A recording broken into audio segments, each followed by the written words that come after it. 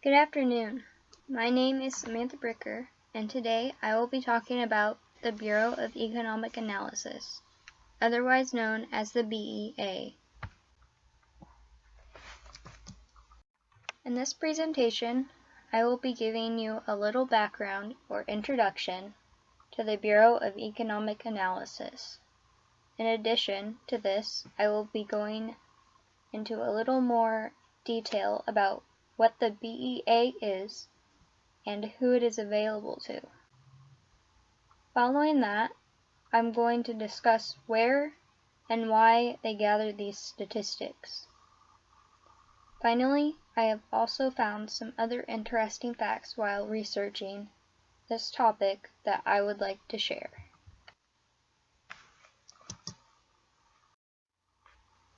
The Bureau of Economic Analysis plays a big part in our economy.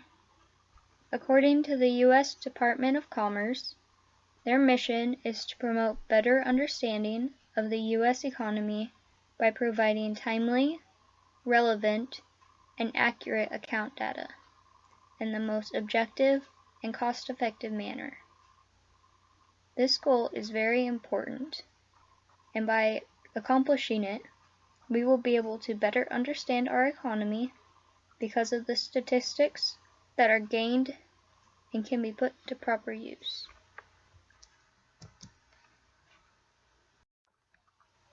Now, what is the BEA, you might be wondering? The BEA is a part of the government that produces different economic accounts that allow different government and business decision makers, researchers, and also the public to follow and better understand how the nation's economy is doing.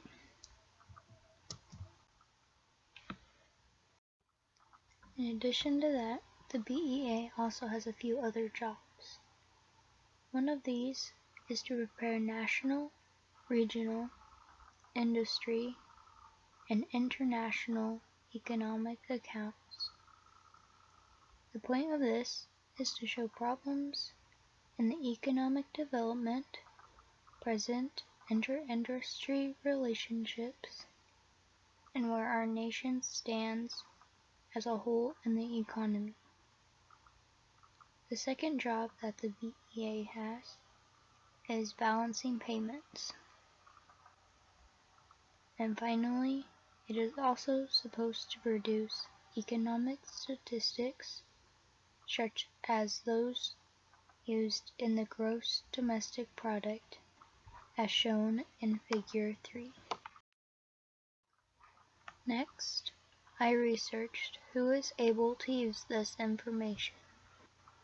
What I found was that anyone has the capability of taking the Bureau of Economic Analysis's information and using it for their own personal benefit. For example, one of the many groups that is able to use this information from the GDP and national accounts is the White House.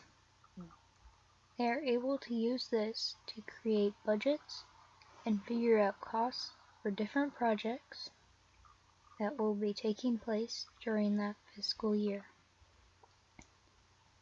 Figure 3 shows an example of what the current GDP looks like. Now for where these statistics come from. A majority of how the Bureau of Economic Analysis at $18,000 gets their information is from the National Income and Product Accounts. This is one thing they look at when making the projections they are able for the cost of these projects that will soon be taking place to influence critical decisions. The next group that uses this information every day by policymakers, the people themselves, businessmen, specifically the business community, and also other individuals. They use this information to help them decide what they want to spend their money on or what they want to invest in.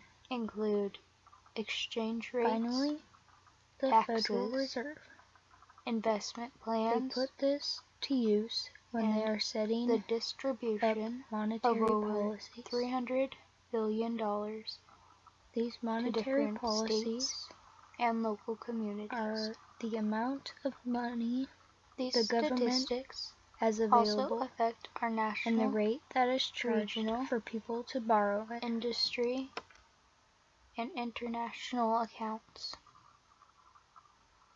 In Figure 1, which is direct foreign investment for the U.S., I have just a few Figure other 2, interesting facts which is foreign that direct I found investment. about the Bureau of Economic Analysis. They show how that I'd these like to numbers share with you.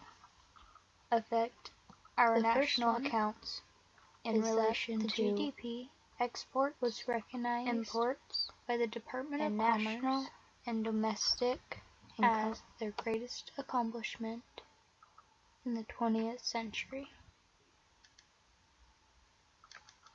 The second interesting fact was that they are ranked among the top 3 in most influential measure that affects U.S. financial markets.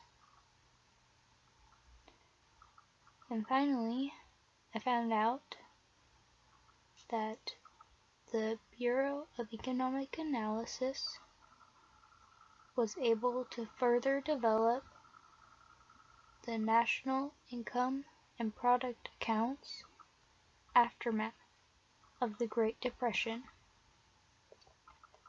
From there, they were able to extend it further and estimate a much wider range of economic activities.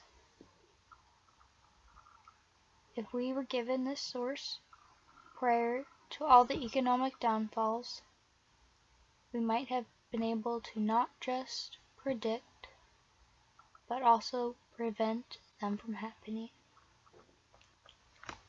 Now that we do have them though, our economy can only go up from here.